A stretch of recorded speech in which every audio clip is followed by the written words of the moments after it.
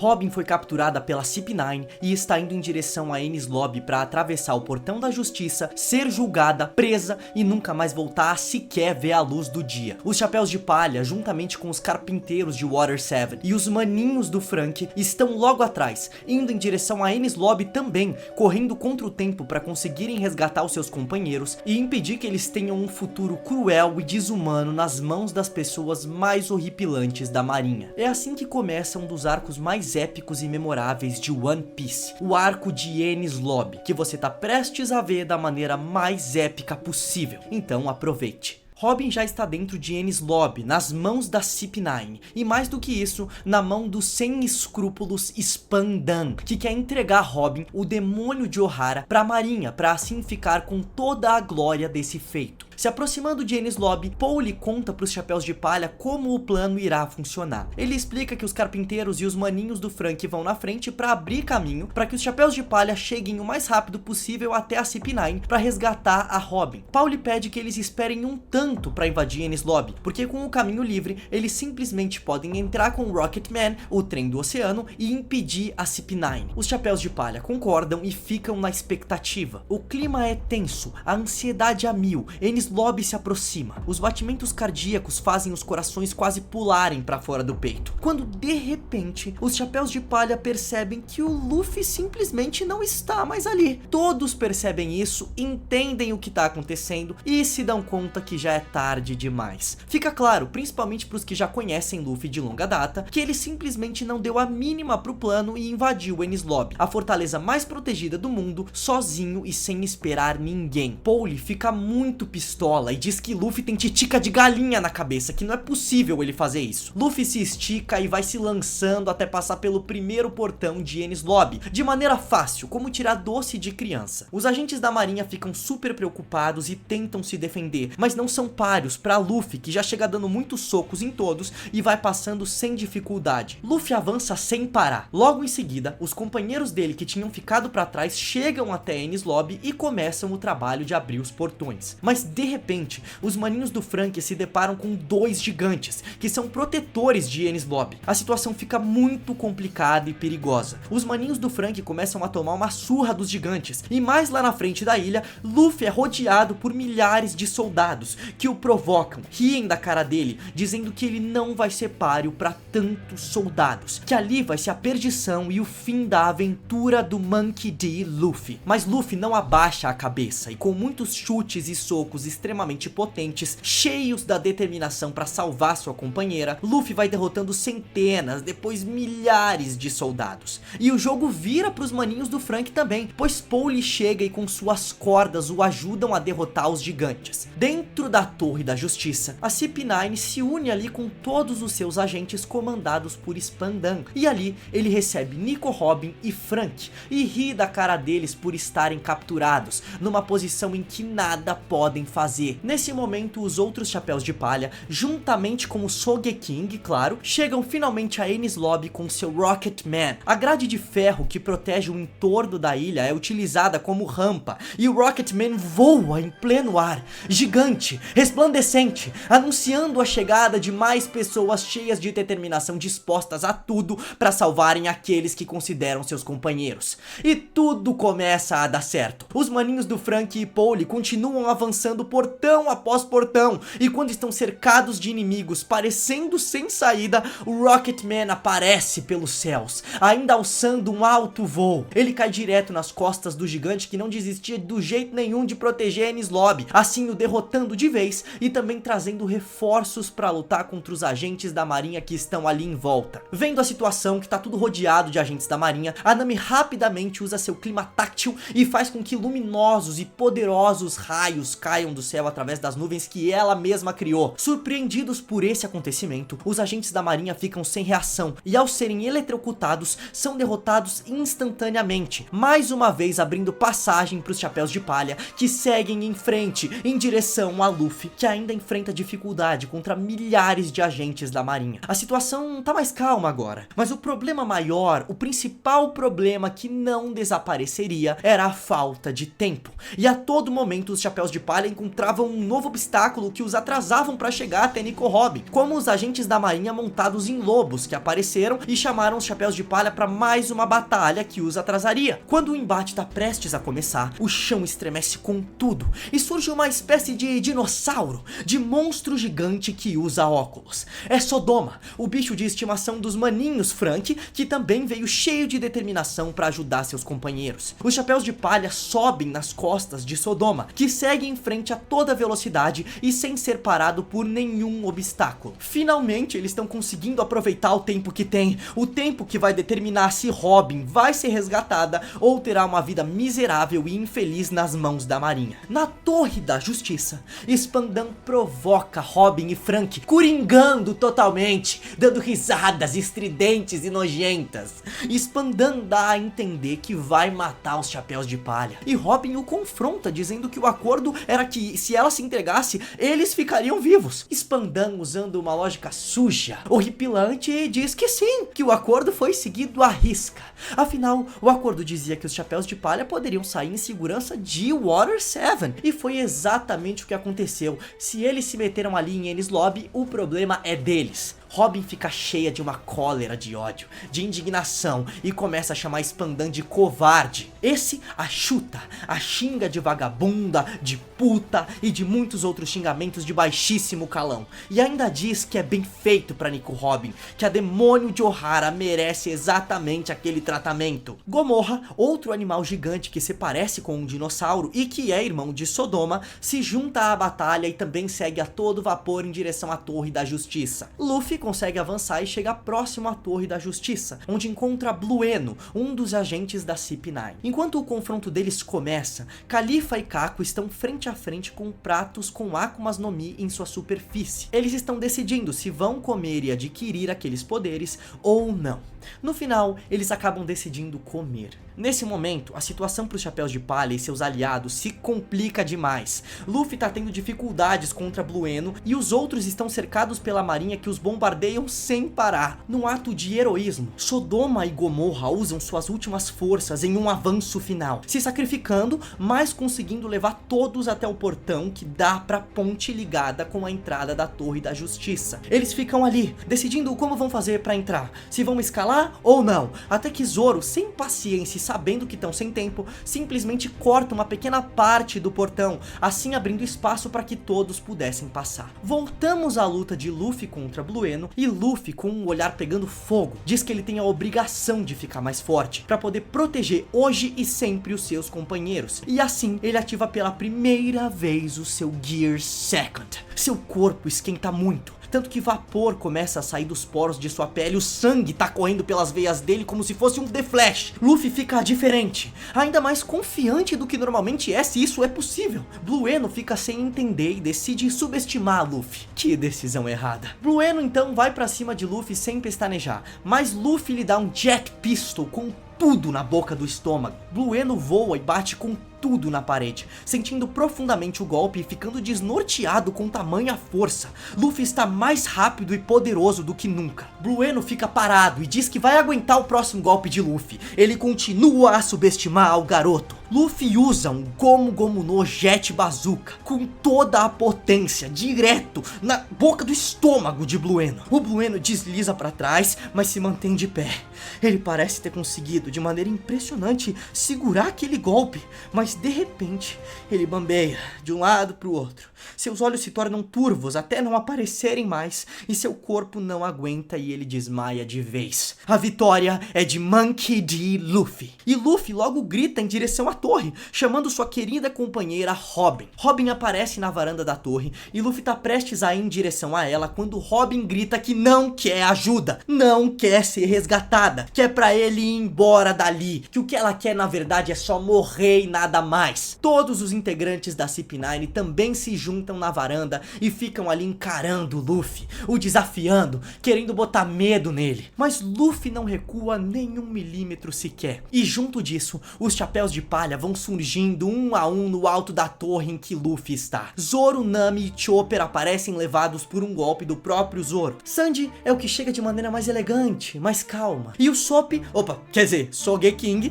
chega após ser arremessado por um dos gigantes. Quando todos estão ali, Luffy grita pra Robin que ele tá cagando se ela quer realmente morrer ou o que ela quer fazer, mas que se ela quer isso mesmo, é pra falar isso estando do lado deles, junto com os chapéus de palha e não com a merda da CP9. E todos os outros chapéus de palha endossam, olhando, mesmo de longe, bem no fundo dos olhos da Robin. A Robin fica incrédula, fica emocionada. Ela tá totalmente em choque.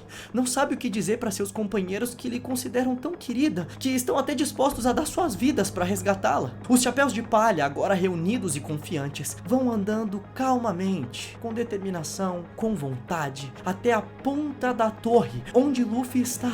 O momento é grandioso, é épico, é inesquecível. Eles vão encarando os agentes da CP9 que os encaram de volta. Ninguém dá o braço a torcer, ninguém desvia o olhar, ninguém abaixa a cabeça nem por um instante. Nesse momento, nós, assim como o Luffy, estamos cagando pra Chichibukais, pra Yonkos ou o que for, pode ser o ser mais poderoso do universo. Ali, naquele momento, com o risco altíssimo, com os nervos à flor da pele, nós esquecemos de tudo isso. E tudo o que queremos é que os chapéus de palha salvem a Robin logo, que os chapéus de palha arrebentem a CP9 e o Spandan. Mas esses também não são pouca coisa, a gente tem que admitir. Eles também vêm cheios de determinação. Enies Lobby quase pega fogo com tamanha chama da vontade de ambos os lados desse embate, tanto da CP9 quanto dos chapéus de palha. Vendo a força que os chapéus de palha ganharam com a reação da Robin, com a faísca de vontade de viver vindo dela, faísca essa que parecia estar morta, Spandan toma a frente pra tentar acabar com isso que ele considera uma palhaçada. Ele simplesmente saca o Dendemushi dourado, que ativa o Buster Call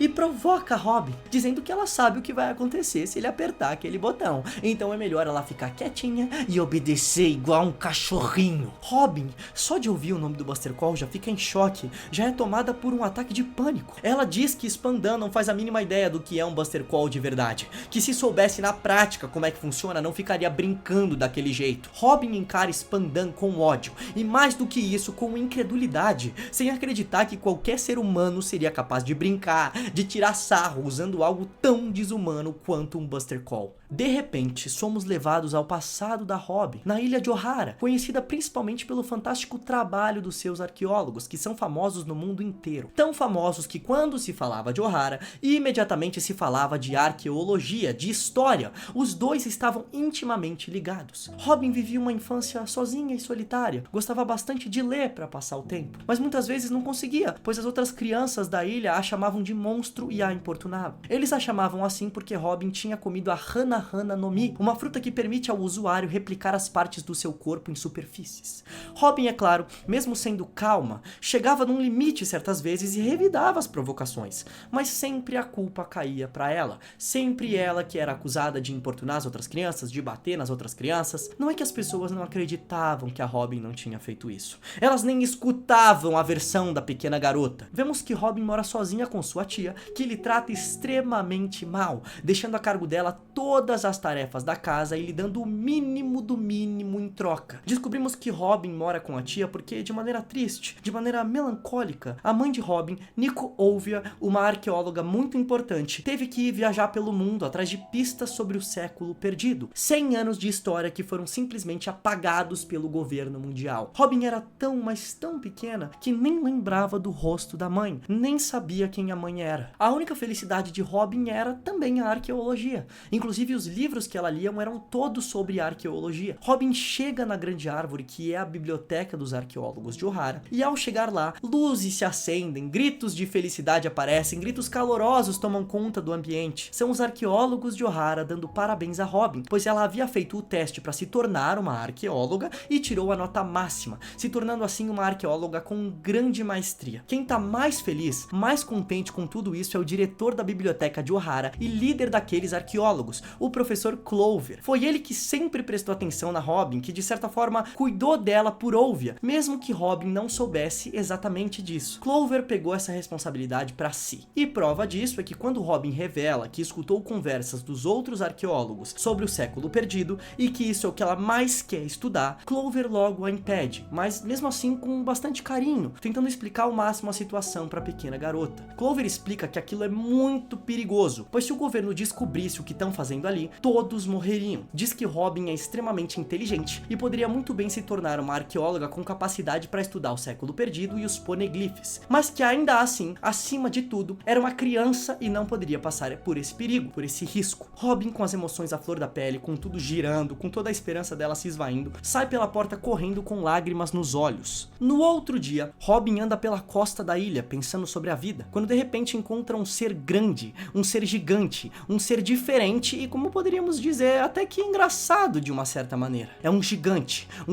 em carne e osso, que abre os olhos e encara Robin. A garota fica assim paralisada, mas não de medo, e sim de curiosidade. E imediatamente ela quer saber mais sobre aquele ser, quer observá-lo, quer ver como ele fala, quer ver como ele pensa. É um mundo externo, fora da ilha, que ela sonha tanto em conhecer, ali bem na frente dela. Robin descobre que o nome do gigante é Saul, e eles começam a se aproximar. Logo de cara, Saul dá sua característica risada derei shei shei shei shei. Robin se diverte com aquela risada estranha e sorri de verdade, com vida, depois de muito tempo sem fazer isso. Saul diz que ela tem um sorriso muito bonito e que por isso deveria rir mais. Os dois começam a ficar mais próximos e Saul conta pra Robin que tá sendo perseguido, que quando tava fugindo, inclusive, que foi parar naquela ilha. E conta pra Robin sua filosofia de vida, a de se divertir, de dar risada. Robin pergunta por que ficar dando tanta risada assim que ela não entende, e Saul diz que é simples, que é porque ele quer aproveitar, quer se divertir, quer ser feliz e fazer os outros em volta rirem também, pra assim espalhar felicidade, independente da situação. Ele pede pra Robin rir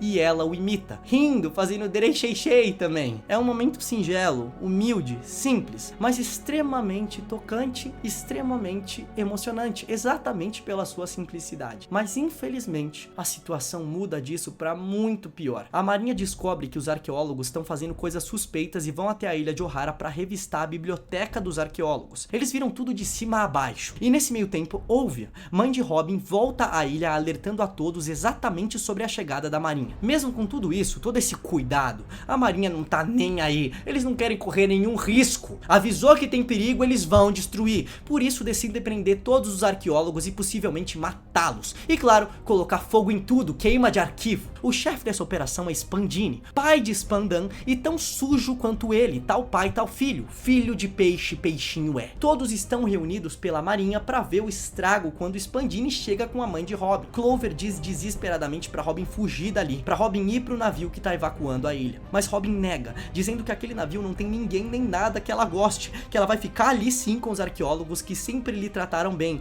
que sempre lhe trataram com amor e carinho. A marinha descobre o que os arqueólogos estavam estudando e, vendo isso, Clover começa a contar tudo. Ele decide que, já que não tem mais volta, é hora de contar tudo. Clover conta que os arqueólogos sabem do século perdido e que tem uma ilha muito importante que pode ser a chave para descobrir o que aconteceu nesse século perdido, pois foi logo depois que essa ilha meio que sumiu do mapa que o governo mundial surgiu. Spandini está com o alto escalão da marinha ao telefone, ouvindo tudo que o Clover tá falando. E quando Clover diz o nome da ilha, que nós espectadores não escutamos, fica em segredo, eles decretam imediatamente que o professor seja executado. Logo de cara, Spandini atira a sangue frio, sem piedade alguma no peito de Clover. Ele já queria fazer isso, ele só estava esperando a desculpa, a autorização. Robin grita, chorando. O homem que ela tanto admirava, o homem que foi de certa forma como um guardião dela, lhe alegrando e lhe ensinando, estava agora morto, sem vida, não estava respirando e sem poder fazer nada, impotente. Nesse momento, a cereja do bolo acontece, a marinha taca fogo na biblioteca de Ohara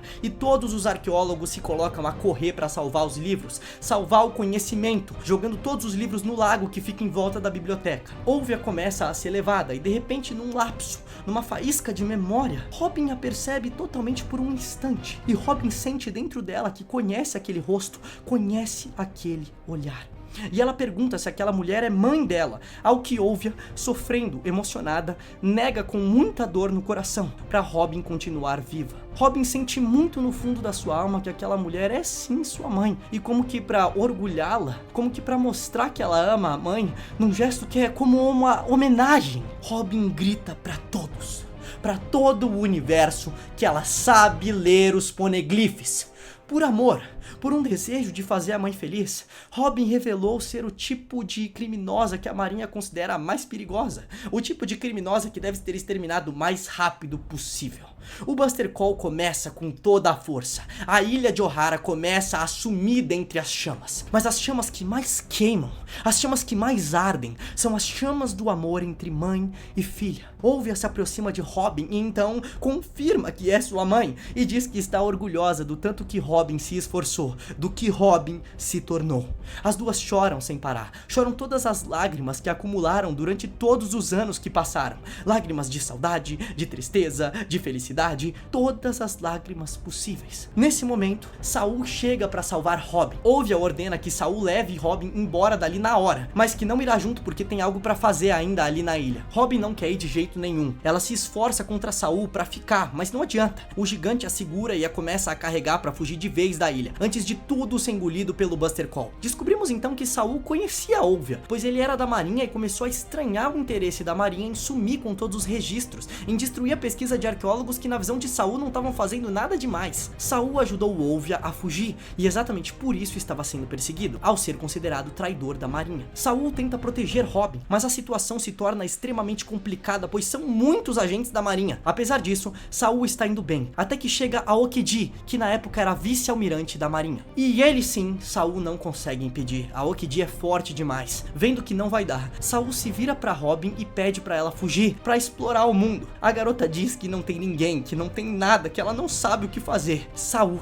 seguindo sua filosofia de vida até o último momento, diz pra garota simplesmente ir com medo mesmo, pra garota aproveitar e principalmente pra garota conhecer pessoas, conhecer companheiros, que as pessoas são as coisas mais importantes da nossa vida, porque ninguém nasceu pra ficar sozinho, porque as pessoas nasceram pra compartilhar experiências, compartilhar risos umas com as outras, e que o mar é muito vasto e um dia Robin vai encontrar esses companheiros. Emocionada com essas palavras e se vendo sem opção, Robin corre até a costa da ilha, mas é tarde demais. Aokiji, com sua força sobre-humana, já havia derrotado Saul e alcançado a garota. Mas Aokiji diz que daquela vez, pela amizade que tinha com Saul, vai deixar a garota ir embora. Robin entra no barquinho e rema sem parar, até chegar a um ponto em que consegue ver a ilha de Ohara inteira, sua terra natal, queimando completamente, como se nunca houvesse existido. E nesse momento, Robin, ainda criança, inocente, sem experiência, sem bagagem de vida, faz a única coisa que aprendeu a fazer para se confortar, a única coisa que foi ensinada por aquele que foi seu único grande amigo até então. Robin dá risada.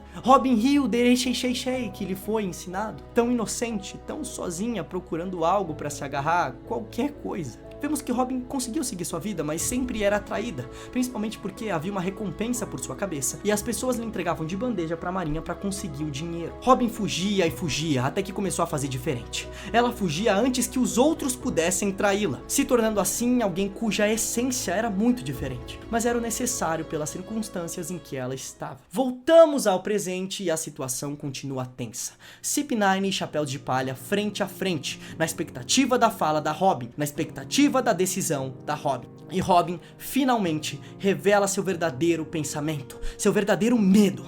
Ela diz que o fardo de ser companheiro dela é grande demais, pois o inimigo dela é a Marinha inteira, e que o que ela tem mais medo é que os Chapéus de Palha a abandonem, a traiam algum dia, e que por isso, por amar tanto eles, está se entregando para que eles possam ser felizes e não sofram as consequências da vida dela. Spandan dá risada e diz que é isso mesmo, que a Marinha é o inimigo da Robin, que os Chapéus de Palha não tem chance alguma por conta disso. Ele encara o Luffy e fala: vai vir? E aí? Luffy fica impassível, pensativo, sério como normalmente não o vemos, e sem nem pestanejar, e sem ninguém tentar impedir ou contestar, Luffy simplesmente pede pro Sogeking queimar a bandeira do governo mundial. Ele o faz e é decretado oficialmente que os Chapéus de Palha são inimigos do governo mundial. Todos ficam em choque com tamanha ousadia, com tamanha coragem. Robin, vendo isso, percebe que Luffy e os Chapéus de Palha não tão pra brincadeira, que vão até o inferno se for preciso pra resgatar a Robin. E Luffy então instiga Robin mais uma vez. Ele diz que é pra ela falar que quer viver,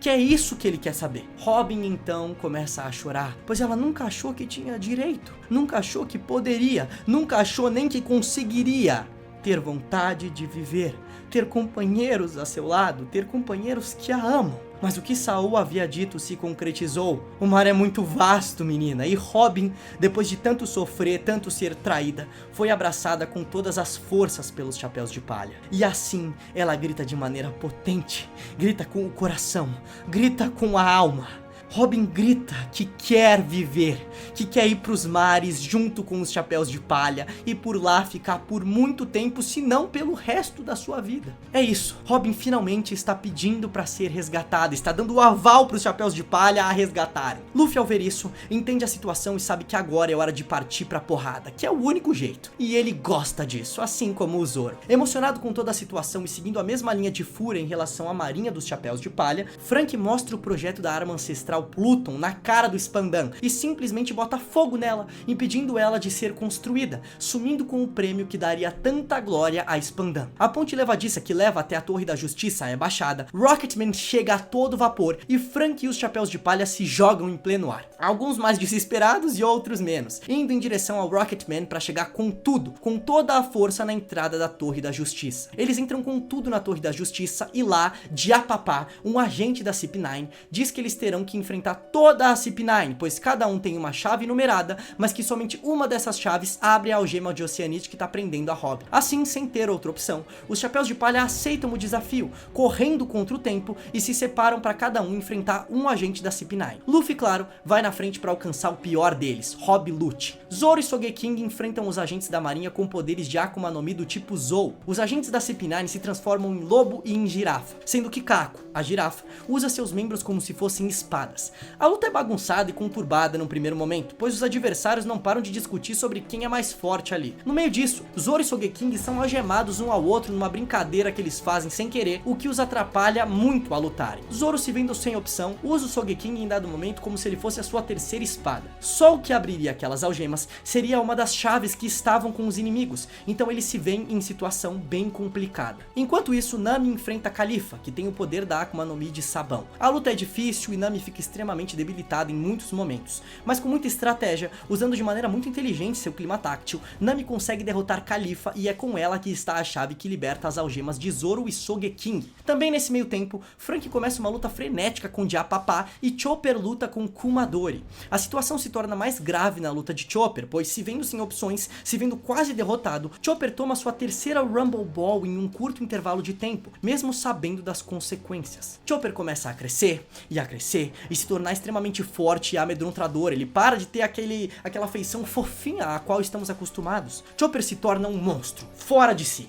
Ele não tem mais controle nem consciência e sai atacando tudo à sua volta. Tudo num ato para tentar ganhar força e ajudar seus colegas, sabendo que não podia morrer ali, pois ainda tinha a missão de ajudar a salvar Robin. Chopper derrota Kumadori e vai subindo a Torre da Justiça. Ele sobe e sobe até chegar ao andar onde estão Zoro e Sogeking. Chopper, em sua forma monstro, entra com tudo, destruindo tudo ao redor. Parece até que a torre vai cair, desmoronar a qualquer momento. Felizmente, os Chapéus de Palha conseguem jogá-lo ao mar para que Chopper volte ao normal, pois sua Akuma no Mi deixaria de funcionar por causa da água do oceano. Nami entrega a chave para Zoro e Sogeking e eles se soltam. Já soltos, Zoro começa uma disputa com Kako e Sogeking começa a lutar com Jabra. A situação fica bem difícil pro Sogeking, porque o Jabra é bem mais forte que ele, mas em dado momento o Sanji aparece e diz pro Sogeking que ele que vai cuidar do Jabra, e que o Sogeking deve ajudar de outra maneira, de uma maneira que só ele consegue fazer. Só ele é capaz. Sogeking demora alguns instantes pra entender, mas logo percebe o que Sanji quer dizer e corre pra cumprir o seu dever. Spandan escuta a voz de Luffy e, sem querer, desesperado querendo correr dele, acaba ativando o Buster Call. Todas as lutas começam a chegar ao seu ápice. Todo o arco está caminhando para o seu ápice. Inclusive a luta de Luffy com Rob Lucci, onde eles falam muito pouco e o que prevalece é a trocação de socos e porradas, com Luffy utilizando o seu Gear Second sem parar. E então, as lutas todas chegam em seus ápices. Zoro ativa uma nova habilidade do demônio deus Shura e derrota Kako de uma vez. Sanji ativa pela primeira vez seu Diable Jamble, literalmente cozinhando o Diabra e o derrotando. No caso de Luffy, ele ativa seu Gear Third com tudo e joga Rob Lucci pra longe. Parece que Rob Lucci foi derrotado, mas tá longe disso. O mais forte da CP9 ainda tem muito pra mostrar. Por isso Luffy continua com seu Gear Third, destruindo tudo ao redor, tentando atingir Rob Lucci. Em dado momento, o tempo de Luffy com o Gear Third acaba e ele fica pequenininho, né? A consequência ali de usar o Gear Third. Ele tenta se esconder do Rob Lucci, mas é em vão. O inimigo o encontra e o encurrala contra a parede, falando que ele é fraco, que ele não é nada. A situação tá complicada, extremamente difícil. Spandan tá se aproximando cada vez mais do portão da justiça. Se ele passar dali já era, não vai ter mais como salvar a Robin. Ele tá feliz, tá quase lá, vai ter a glória dele, quando de repente é atingido com tudo nas costas por algo que vem de longe. Todos ficam em choque, a fumaça toma conta do ambiente. O que pode ser? Quem pode ser? A fumaça vai se dissipando e vemos que é Sogeking do topo da Torre da Justiça. Ele aparece de maneira heróica, de maneira brilhante, de maneira esperançosa. O último resquício de uma chama chamada esperança, que se depender dele, nunca irá se apagar. Sogeking se diverte acertando todos os agentes da marinha de longe, pois eles não têm a habilidade de atirador de Sogeking para atingi-lo de tão longe. Assim, Sogeking ganha o precioso tempo que os Chapéus de Palha precisavam, tempo necessário para que Franky chegue e salve a Robin. Franky usa a chave que tem em mãos e liberta a Robin de vez das algemas de Oceanite. Robin, sem nem pensar, eu também faria isso. Vou acabar de sair do meu narrador aqui para falar, eu também faria a mesma coisa. Ela usa o seu poder de Akuma no Mi e arrebenta Spandan na porrada, lhe dando numerosos tapas assim, ó, e poderosos tapas. Ela diz que agora ele vai ver o que é bom pra tosse. Juntos eles conseguem derrotar os agentes da marinha e pegar um navio da marinha pra fugir. Enquanto isso, todos estão extremamente felizes, o objetivo foi cumprido, Robin está resgatada, mas ainda não é o bastante. Eles precisam sair dali, só que falta uma pessoa, o seu capitão. Luffy é o único que ainda não conseguiu derrotar seu inimigo, Rob Lucci. Eles esperam, crentes de que o Luffy vai conseguir, mas o tempo passa e então o Buster Call que havia sido ativado chega a Enies Lobby. Tudo começa a ser bombardeado e os Chapéus de Palha são cercados por mais e mais agentes da marinha. Apesar de terem conseguido salvar Robin, tudo parece perdido, tudo parece sem esperança. No meio dos escombros, Sogeking avista Luffy. Ele tá caído, sem forças e parece que vai perder a luta, que não vai conseguir. Sogeking então tira sua máscara calmamente e revela ser o Sop. Luffy fica impressionado ao ver o colega ali. O Sop grita com todo o ar de seus pulmões que aquilo é uma palhaçada, que é pro Luffy levantar logo e parar de graça, que é pra derrotar logo o inimigo e acabar com aquela merda de luta porque eles precisam ir embora. Ele não tá nem reconhecendo o seu companheiro, o seu grande capitão ali caído daquele jeito patético, que o Luffy que ele conhece nunca desistiria daquela forma e que é pra ele ir logo. Luffy, tomado por essa motivação e pela lembrança de que tem que ganhar a luta por conta dos seus companheiros, que se ele não vencer vai estar tudo acabado, usa seu Gomu Gomu no Gatling junto com seu Gear Second, um combo poderosíssimo, e gritando, puxando toda a força do seu ser, consegue vencer Rob Lucci. Mas infelizmente o poder foi tanto que Luffy cai ao chão e não consegue mais se mexer, não consegue sair dali para se juntar aos seus companheiros e fugir. E é claro que os outros Chapéus de Palha não vão deixar o Luffy ali abandonado. Eles estão cercados, sem saída, sem ter para onde correr e sem navio nenhum para fugir dali. Tudo parece perdido. A chama de esperança que quase apagou tantas vezes durante essa jornada, mas ainda assim insistia em ficar acesa, parecia que dessa vez realmente iria se apagar. Parece que tudo seria em vão. Os Chapéus de Palha, que sempre davam um jeito, pareciam ser agora nada. Será que depois de tanta felicidade, do reencontro com a Robin, da esperança, eles vão ser derrotados? De repente, o Sop escuta um chamado. Escuta uma voz angelical ao longe. Ele desperta. Começa a chorar na hora. Ele já sabe, ele sabe o que vai acontecer, ele sabe quem é, ele tem certeza, o Sop nunca teve nenhuma dúvida. O Usopp começa a gritar: é ele! É ele, gente! Ele veio nos salvar! Eu sabia!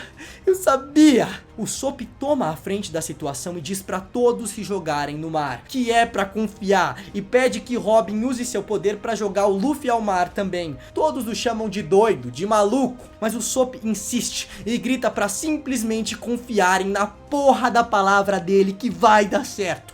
Até Zoro, escutando tamanho determinação e vontade, simplesmente se cala e segue o que o Usopp falou. Todos pulam ao mar e avistam algo, e aí entendem o que o Usopp quis dizer, e de repente, o desespero de segundos atrás se torna felicidade, se torna amor, se torna tranquilidade. O algo é simplesmente o Going Merry, o gigante Going Merry, o companheiro Going Merry que chegou ali para resgatar seus companheiros de Enies Lobby. Um momento inacreditável, um momento que adentra o coração até o mais frio dos corações, um momento que muda tudo. Muda o arco de Enies Lobby e muda o One Piece para sempre. Eles adentram o Going Merry e conseguem usar os redemoinhos para fugir dali. Deu tudo certo. Todos agora sim estão a salvo. Luffy é colocado na cabeça do Going Merry, seu lugar, seu assento premium desde sempre. E ali ele faz uma declaração ao seu companheiro. Ele diz que está muito feliz de ver o Going Merry e que o Merry salvou eles e que Luffy é extremamente grato por isso. Todos observam, principalmente Sogeking. Tudo parece lindo e extremamente bem, final feliz, até que do nada o Going Merry começa a estremecer e se parte ao meio, totalmente quebrado. Ninguém entende o que está acontecendo, afinal o herói, o tão poderoso Merry, estava se desfazendo. Como assim? Chegam ali Iceberg com algumas pessoas, e então entendemos o que está acontecendo com o Merry. Como já havia sido dito em Water 7, Merry não tem mais condições de continuar a navegar. E Iceberg completa dizendo que é impressionante, que estatisticamente é praticamente impossível, na visão dele, o Merry ainda ter conseguido navegar aquele tantinho mais, o tantinho mais que salvou os Chapéus de Palha, que o Merry fez o impossível. Luffy tenta insistir que eles vão consertar o Merry, que não é verdade, que não vão abandoná-lo, mas não tem jeito. Iceberg explica com calma, da melhor maneira possível, que não vai adiantar, e que o melhor que podem fazer, então, é dar uma despedida, um fim digno e honrado para o tão amado Going Merry. Com muito pesar em seus corações, os Chapéus de Palha aceitam, porque sabem que não vai ter outra opção. Eles se juntam um ao lado do outro numa espécie de ritual, cada um no seu próprio universo, cada um com suas próprias lembranças. Luffy então, com uma tocha em mãos, coloca fogo em Merry e assim começa o funeral daquele que foi um dos maiores companheiros dos Chapéus de Palha, daquele que estava junto deles desde o início da história e que não deu para trás, que não se acovardou nem por um segundo. Vendo essa cena trágica, mas ao mesmo tempo recheada de beleza, os Chapéus de Palha são inundados de memórias, de como o Merry foi o lugar que os uniu muitas vezes, o lugar onde arquitetaram o que fariam, o lugar que permitiu que vivessem tantas aventuras. O Usopp, claro, é o que mais chora, porque o Merry, mais do que um amigo, era como se fosse da família dele, como se fosse um primo de Kaia que também queria viver aventuras, e que por isso ela confiou totalmente ele de olhos fechados ao Usopp, pois sabia que o grande atirador morreria por ele, faria tudo para cuidar dele e até discutiria com seu capitão, sairia do bando por conta do Merry, como aconteceu. Merry era para os Chapéus de Palha aquele lugar aconchegante, aquele lugar que fazia bem para a paz de espírito, aquele lugar que quando tudo tá horrível, quando tudo tá caindo aos pedaços e você só precisa de um abraço, é para lá que você vai. E também o contrário, quando tudo tá dando certo, quando tudo tá indo bem, também é lá que você tem vontade de estar para compartilhar suas experiências e felicidades. Todos sentem a perda do Merry, quase todos choram sem parar, assim como nós que estamos assistindo. O silêncio do luto toma conta de tudo quando de repente uma voz diz: "Me desculpa". Todos voltam a si, voltam dos seus pensamentos. É a voz de Going Merry. Ele diz que está pedindo desculpas por se despedir dos Chapéus de Palha, que ele queria ainda viver inúmeras aventuras com eles, mas que mesmo assim ficou extremamente feliz com todo o tempo que passou com eles. Luffy grita que não, que ele não tem que pedir desculpas, coisa nenhuma, que ele foi lindo, que ele foi maravilhoso, que o Merry foi o melhor de todos e que ele, o Luffy, é quem tinha que pedir desculpa por todas as vezes que deixou o Merry se machucar. Todos choram mais ainda. Merry se despede dos Chapéus de Palha. E assim, numa cena esplêndida, numa cena que representa mais do que qualquer coisa que eu lembre na minha vida, a dor de uma despedida forçada, de uma partida obrigada, forçada, sem outra opção, o arco de Enies Lobby é concluído com maestria, com muita maestria. Merry, eu quero falar uma coisa pra você. Eu espero que você esteja muito bem, onde quer que você esteja. Eu desejo isso com todo o meu coração, meu companheiro. Se você gostou desse vídeo, não esquece de deixar o seu like e comentar qual o próximo arco que você quer ver um resumo estilo cinema. Valeu e até!